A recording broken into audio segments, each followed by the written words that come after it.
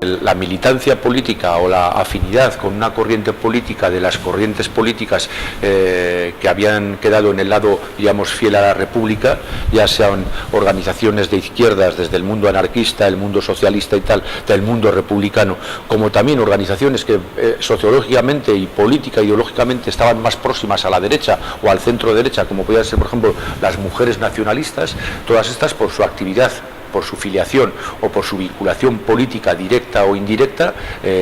fueron reprimidas de distintas formas, con encarcelamientos, con multas, con depuraciones profesionales. Y además hubo, como decía antes, bueno, una especificidad en la represión a través de la creación de establecimientos penitenciarios para mujeres regentados o dinamizados o llevados por monjas, donde también ahí había también un sesgo en la represión marcado dentro de los puntos de vista de lo que entendían los parámetros nacionalcatólicos o los parámetros más reaccionarios y más conservadores del mundo católico, en este caso que habían hecho piña con el franquismo, para intentar aleccionar y para intentar castigar a las mujeres que ellas pensaban, las instituciones penitenciarias franquistas y tal, que se salían del canon de la mujer tradicional. Esta mujer roja, pero también esta mujer que, aunque fuera de derecha, si fuera tan católica como las propias monjas estas que llevaban las prisiones, por el hecho de ser nacionalistas, eran antipatriotas españolas, y para esas mujeres se hizo ese tipo de establecimientos penitenciarios. Pero digo, la represión fue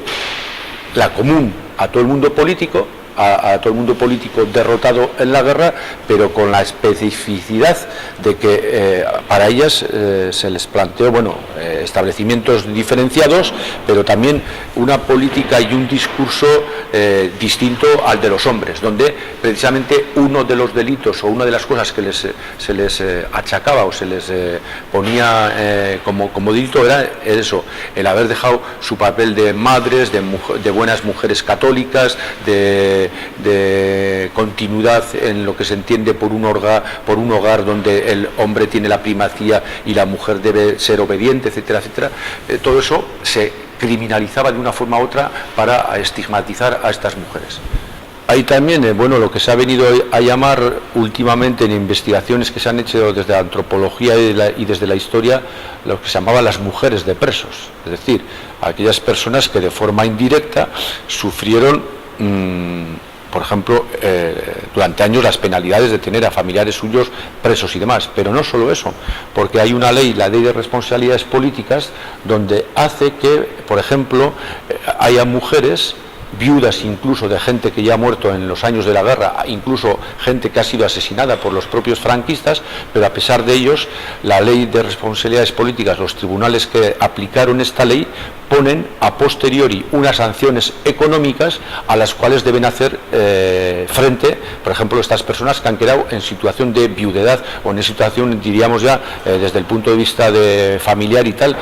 totalmente trastocada por esa ya previa ejecución de sus familiares y a las cuales ellas deben hacer frente. Incluso se dan, en el caso de que hay sanciones económicas muy importantes, como ven embargadas sus propiedades y, bueno, la casa, la propiedad, el negocio, etcétera, etcétera, los pierden, y esas personas, mujeres deben hacer frente a esas sanciones que vienen de forma indirecta por el parentesco que han tenido, etcétera, con esas personas, a veces ya represaliadas o incluso ejecutadas por los propios franquistas. La primera fue eso, la pérdida de derechos que habían adquirido durante el periodo republicano, como hemos dicho antes, el tema del acceso al matrimonio civil, la posibilidad de divorciarse, la posibilidad de tener la patria potestad en caso de viudedad o de viudez en respecto a los hijos. Todos esos derechos los pierden y pasan a ser, a tener el papel tradicional de la mujer supeditada al hombre, al varón, al marido, etcétera, etcétera. Pérdida de derechos por un lado. Segundo, el tipo de sanciones económicas que viene a veces de estas leyes, como la Ley de Responsabilidades Políticas, o el tema de las depuraciones profesionales, donde ellas son también metidas. De hecho, una de las profesiones donde la mujer más incorporación había tenido era, por ejemplo, el campo del magisterio, el campo de la enseñanza. Pues bien, de ahí muchísimas mujeres van a ser, dentro de la depuración que se hace sobre todo el cuerpo de maestros y de maestras, van a ser muchísimas de ellas sancionadas. ¿Y por qué van a ser sancionadas? O bien por su participación en actividades políticas o sus simpatías, o porque no hacen gala de una adscripción a los principios del nuevo régimen, o porque son denunciadas, porque aquí había un mecanismo que funcionaba de denuncias a través de Falange, los sacerdotes de los pueblos, los alcaldes, etcétera, etcétera, son denunciadas por personas, bueno, de moral irrespetuosa, de moral laxa, vamos a decir, o por haber sido integrantes de entidades, en el caso del País Vasco, de carácter vasquista, de carácter nacionalista, etcétera, etcétera. Todo ese cúmulo de cuestiones que son caracterizadas como delitos, o como ser sospechosas de no ser afectas al régimen, hace que a ellas les lleven. Claro está, también hay temas que no son novedosos, pues por ejemplo la prostitución. La prostitución existió mucho antes de nuestra época contemporánea. Se dice que es el oficio más viejo del mundo, y será el oficio, yo que sé, igual de más futuro que tenga en el mundo, que va a perdurar. Todo eso sigue perseguido. Pero sigue perseguido, diríamos, igual con unos cánones represivos mucho más agudos que en la época republicana. Y quiero, por ejemplo, matizar una cosa. En la época republicana también, en el tema de cárceles, por ejemplo, se había intentado, precisamente por una mujer que es Victoria Kent, que fue la primera directora general de prisiones, hacer unas cárceles para mujeres, pero que fueran unas cárceles, diríamos, con un aspecto verdaderamente rehabilitador y reintegrador. El ejemplo más arquetípico es la prisión de Ventas de Madrid. Era una cárcel que, cuando vemos las fotografías hoy en día de aquella cárcel ya desaparecida, pues bueno, pues era una cosa, no vamos a decir de lujo, pero sí unas condiciones, diríamos, que rompen con el esquema tradicional de la prisión, de hacinamiento de gente, etcétera, etcétera, donde las mujeres pudieran estar con sus niños, etcétera, etcétera. Todo eso se trastoca cuando llega el franquismo, porque se vuelve al esquema de cárcel no como función reintegradora y reinsertadora, sino como cárcel,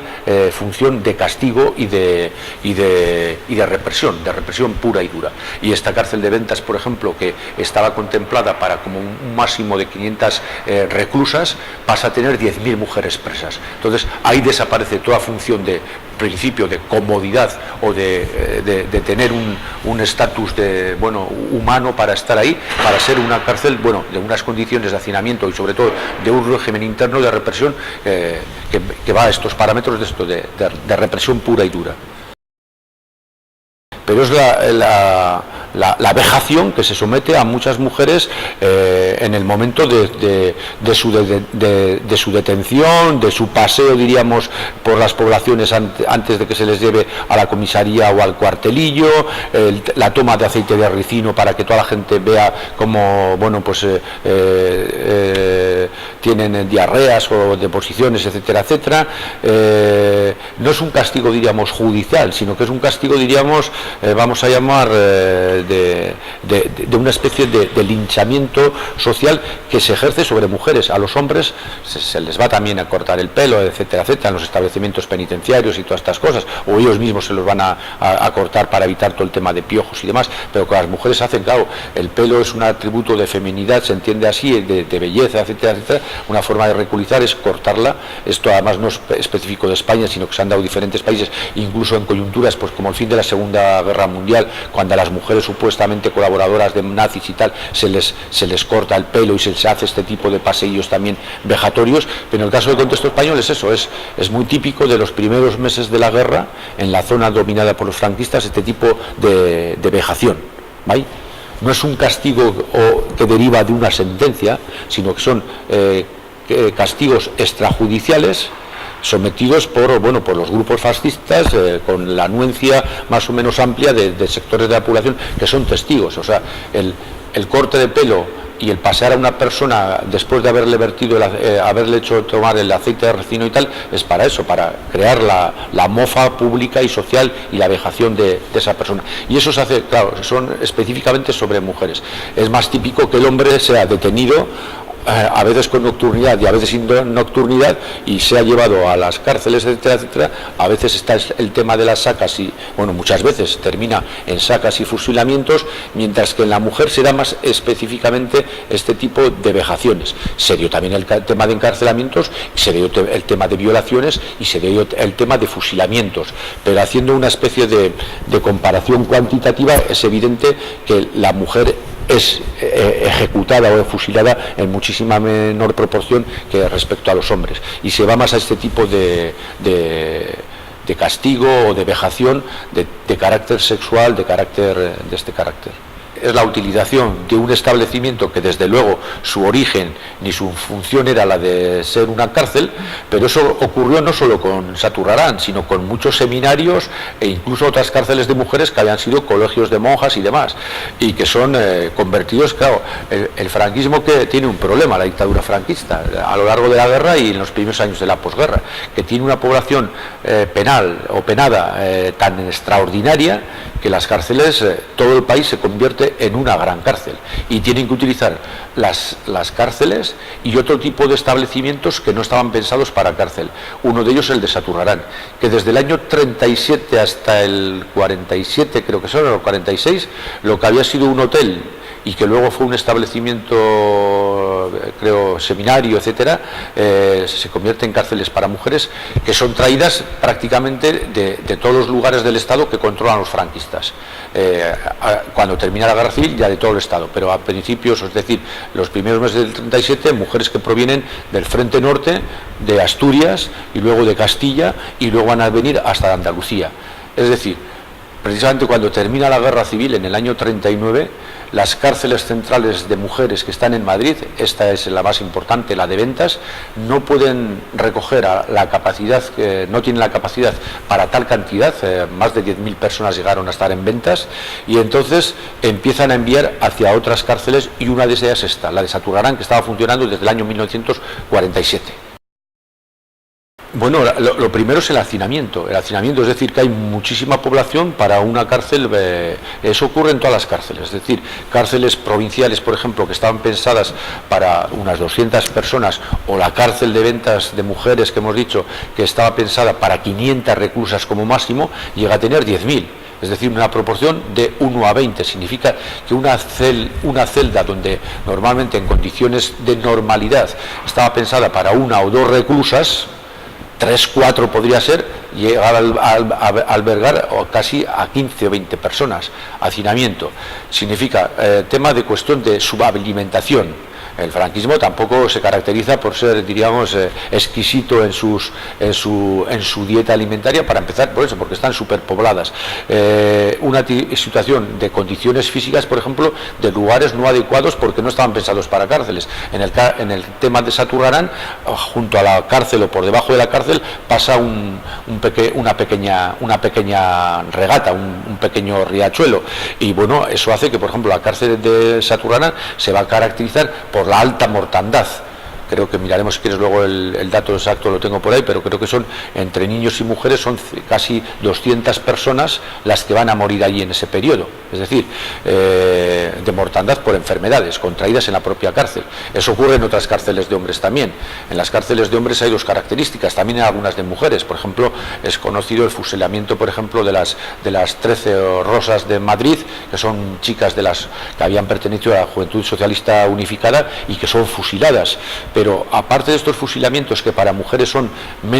muchísimos menos que los que hay para hombres, pero también hay, sobre todo van a ser las condiciones penosas de estas cárceles las que llevan a una situación de mortandad extrema, sobre todo en los años 41-42. En Saturrarán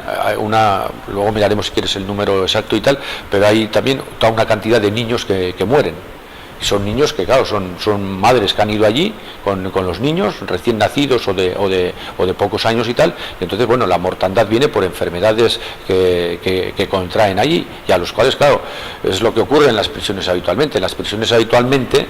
prisiones actuales, en todas debe haber algún médico, un servicio médico y tal, pero la asistencia médica, y en aquellos tiempos, en aquellos del franquismo, está muy lejos de lo que debían ser unos estándares mínimos, y entonces, en unas condiciones de posguerra, de deficiencias de tipo de dieta, de medicamentos, etcétera, etcétera, están dadas todas las condiciones para que la mortandad en todos los establecimientos penitenciarios se suba para arriba. Pues es un tema que cada vez sabemos más, porque claro, lo que sí hemos tenido hasta hace pocos años son los testimonios de mujeres que estuvieron allí presas y que escribían. que escribieron, y en los años de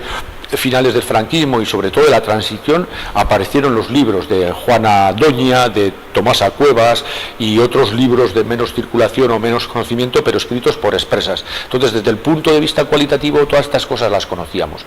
Ahora, en los últimos años, es cuando poco a poco empezamos a tener acceso a materiales de las cárceles, archivos de las cárceles y demás, y entonces se empieza a poder